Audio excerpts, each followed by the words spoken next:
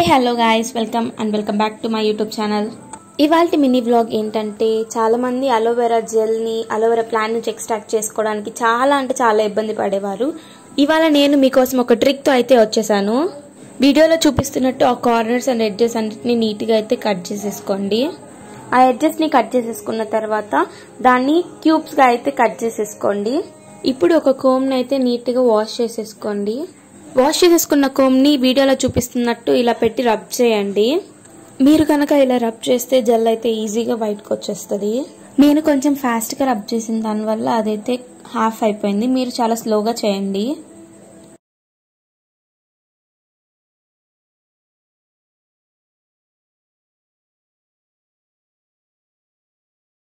Gel అయితే ఇలా చూపిస్తున్నట్లయితే వచ్చేస్తుంది. ఈ ట్రిక్ యూస్ చేసి జెల్ అయితే ఈజీగా ఎక్స్ట్రాక్ట్ చేయొచ్చు. ఇలాంటి మరిన్ని వీడియోస్ కోసం నా పేజ్ని సబ్స్క్రైబ్ చేసేసేయండి. ఉంటా మరి. Thank you. బాయ్. సబ్స్క్రైబ్.